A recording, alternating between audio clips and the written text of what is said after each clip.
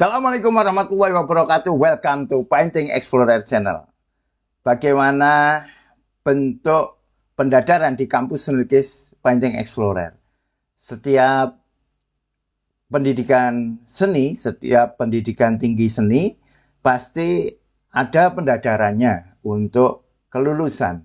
Nah, apakah Painting Explorer ini memiliki cara pendadaran yang sama dengan kampus-kampus konvensional? Karena kampus Painting Explorer ini adalah disrupsi terhadap sistem pendidikan seni. Maka kita mesti memiliki bentuk pendadaran yang berbeda. Nah, seperti apakah kita akan mengkaji di dalam kelas kuliah seni lukis Advance siang hari ini. Baik, sebelumnya kita presensi dulu rekan-rekan yang ada di kampus melukis Painting Explorer. Ada Mbak Amanda Andrenita, terima kasih sudah bergabung kembali. Juga ada Mas Deko Srita. Nah, ini Mas Deko Srita sudah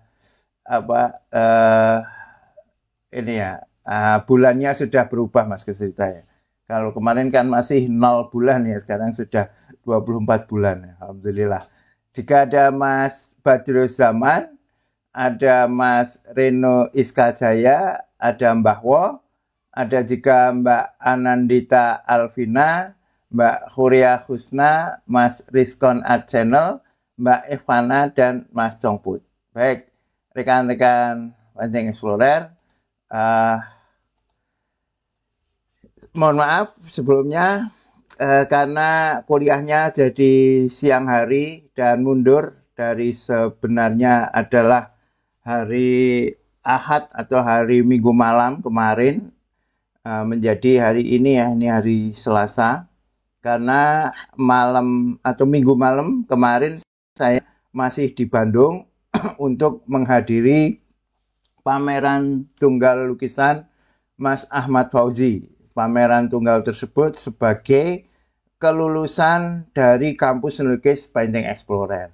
Nah, terkait dengan itu ya, ini juga mumpung saya cek tidak ada yang mengirimkan tugas di kuliah seni lukis Advance, karena ini baru saja teman-teman persiapan pameran ya, pameran Painting Explorer ketiga negeri di Gold masih berlangsung.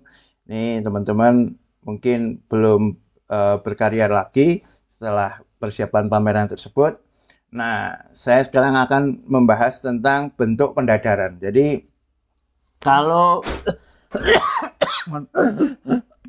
sebentar. Bismillah.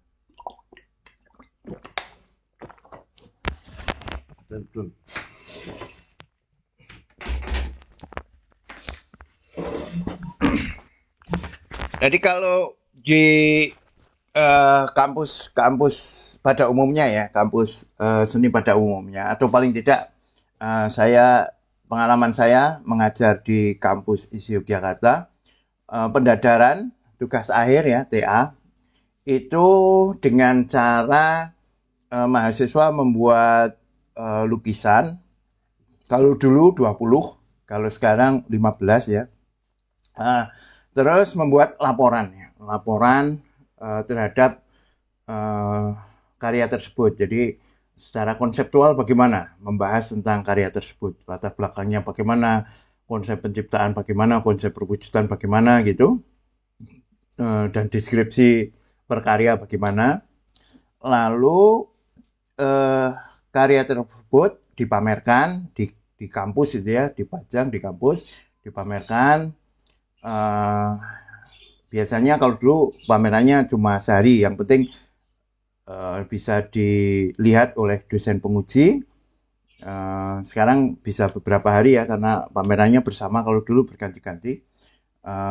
Kalau dulu semuanya karya dipamerkan, sekarang karena bareng keterbatasan, terus yang dipamerkan hanya perwakilan dari 15 karya itu ya. Misalnya 5 karya atau 7 karya, tidak semuanya dipamerkan. Nah, dipamerkan di kampus, kadang di galeri kampus, kadang di lorong-lorong kampus gitu ya. Terus diuji ya, diuji oleh dosen pembimbing 1, pembimbing 2, dan koknyet dengan cara menanyai mahasiswa yang bersangkutan apakah ada korelasi, apakah antara konsep dengan karyanya itu nyambung. Nah, itu dikonfirmasi, ditanya. Nah, setelah itu baru dinyatakan lulus ya, tentu dengan revisi terlebih dahulu. Mohon maaf. Bismillah. Nah, bagaimana dengan kampus Sinlukis Painting Explorer? Saya berpikirnya begini, teman-teman. Apa yang goal yang diinginkan dari seorang pelukis ya, dari seorang seniman itu apa sih yang diinginkan, apa sih yang mesti dilakukan atau apa yang bakal dilakukan seorang seniman. Nah, maka ujiannya atau pendadarannya kalau tadi kan pendadarannya di ruang sidang gitu ya. Satu mahasiswa di sidang, pembimbing 1, pembimbing 2, dan koknyet. Nah, pendadarannya yang di kampus Sinlukis Painting Explorer, saya buat real, pendadaran nyata, pendadaran secara nyata, pendadaran secara sesungguhnya yang terjadi di dunia seni rupa. Nah, bagaimana saya mencoba merancang itu, yaitu dengan mahasiswa tersebut ya, yang setelah bisa membuat pameran tunggal dengan minimal 25 karya, maka saya nyatakan lulus. Tetapi pamerannya ini adalah pameran yang sesungguhnya ya, tidak sekedar memasang karya ditulisi caption sudah gitu enggak. Tetapi ini memang pameran untuk menguji ya, mendadaran menguji bahwa mahasiswa tersebut atau seniman tersebut, perupa tersebut itu memang lulus, memang bisa menjawab, ujian kan menjawab kan, menjawab secara praktis, secara kenyataan terhadap hal-hal yang memang menjadi keniscayaan di dalam dunia seni lukis, yaitu pameran. Nah, maka mahasiswa tersebut mesti bisa menyelenggarakan pameran dengan segala kebutuhan pameran. Apa itu kebutuhan pameran? Yaitu ya ada pembukaan, ada yang membuka, ada yang memberi sambutan, ada tamunya hadir, ada upacara pembukaannya, ada katalognya, ada captionnya. Nah, semuanya itu adalah bagian dari pendadaran itu. Jadi pendadaran adalah praktek yang sesungguhnya. Yang menguji adalah masyarakat seni rupa itu sendiri. Yang menguji bukan hanya sekedar ujian secara seremonial, ujian secara terbatas, tetapi memang yang menguji adalah publik itu sendiri, publik seni rupa. Nah, ini alhamdulillah sudah kita memiliki paling tidak 2 mahasiswa yang lulus ya, alumnus Painting Explorer. Yang pertama adalah Pak Sugeng Pribadi, yang kedua adalah Mas Ahmad Fauzi yang berpameran tunggal di Galeri Pusat Kebudayaan Bandung menghadirkan 27 lukisan. Nah, ini adalah contoh kebutuhan seniman di dalam artwork, di dalam dunia seni, apa yang dilakukan Mas Fauzi ini. Jadi mungkin saya ceritakan bagaimana Mas Fauzi menempuh ujian ini. Jadi Mas Fauzi kan di kuliah seni lukis advance kan ada tugas tentang proposal gitu ya. Selain tentu saja sudah membuat karya ya, karyanya kan paling tidak 25 karya itu ya yang didiskusikan di kelas kuliah seni lukis advance. Nah, salah satu tugas di kuliah seni lukis advance adalah proposal pameran. Nah, saat itu Mas Fauzi setelah saya lihat karyanya kok sudah saatnya ini berpameran, maka saya minta membuat proposal. Nah, membuat proposal yang paling penting utama adalah menentukan tanggal pameran. Dah, ditentukan dulu pamerannya. Tentukan tanggalnya, tanggal berapa. Karena itu adalah langkah praktis pertama yang harus dilakukan. Tanpa menentukan tanggal kita hanya berangan-angan. kalau hanya misalnya aku pengen berpameran secepatnya, itu belum tentu cepat ya. Bahkan bisa jadi ya pameran tunggal secepatnya, besok belum, besok lagi belum, besok, karena hanya secepatnya. Tetapi kalau ditentukan, misalnya tidak secepatnya, 1 atau 6 bulan lagi misalnya, atau 1 tahun lagi lah, 1 tahun lagi. Berarti kalau 1 tahun lagi sekarang tanggal 11 Juni 2024 ya 11 Juni 2025, gitu.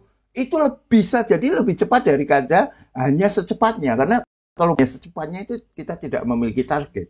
Nah, sudah itu ditetapkan 11 Juni 2025 misalnya, itu sebagai waktu atau tanggal yang kita rancang untuk pameran tunggal.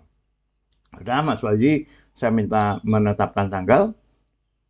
Kalau toh tanggal itu nanti bergeser, tidak masalah, karena sudah ditetapkan kan. Bisa jadi kan bergesernya karena berinteraksi dengan galeri, mungkin galerinya yang dituju sedang ada acara pada tanggal tersebut. Nah, tapi nanti diganti harus ada tanggalnya. Kalau diganti nggak ada tanggalnya ya sama aja. Diganti harus dengan tanggal yang jelas, bisa maju, bisa mundur. Nah, Mas Fauzi, saya minta seperti itu, terus menentukan tanggalnya. Setelah menentukan tanggalnya, tentukan tempatnya.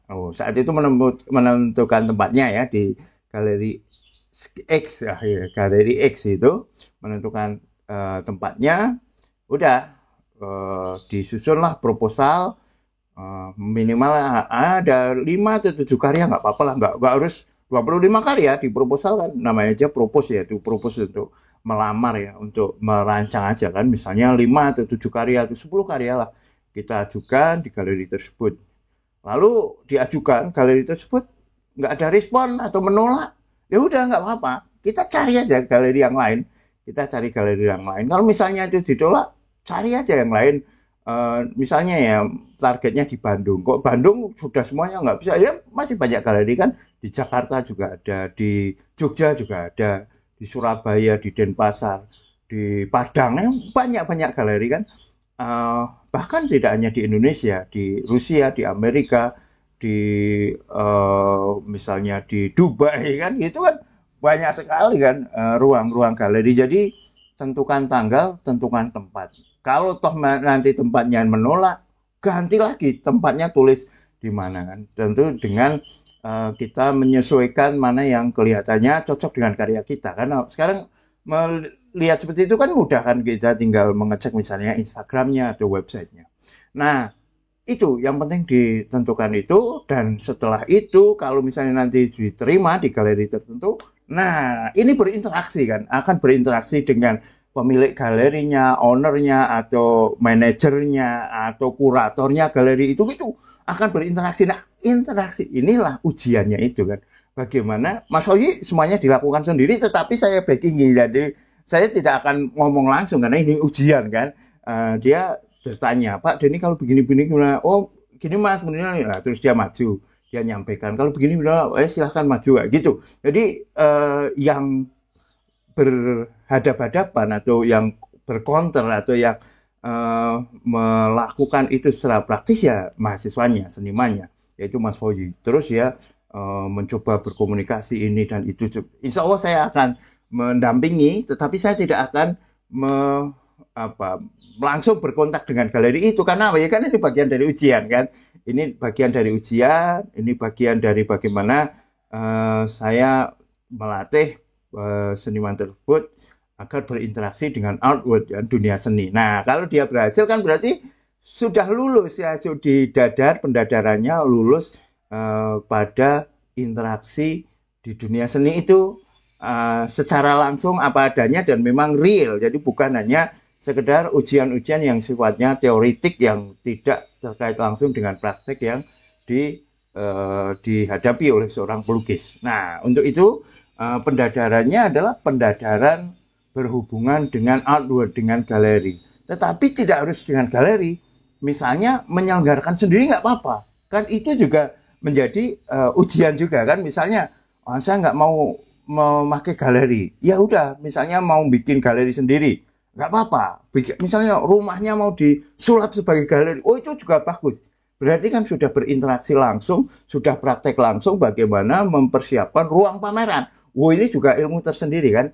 Yang penting nanti pas pembukaan juga ngundang orang lah, ada upacara pembukaannya, ada katalognya dan semua hal-hal yang biasa dipakai untuk pameran dilakukan. Siapa? Ya itu teman-teman nanti yang diundang siapa ya, nanti kan bisa kita diskusikan kan, ada mungkin ada unsur senimannya, ada unsur akademisi seni, ada unsur pengamat budaya, ada unsur tokoh masyarakat, dan itu bisa ya.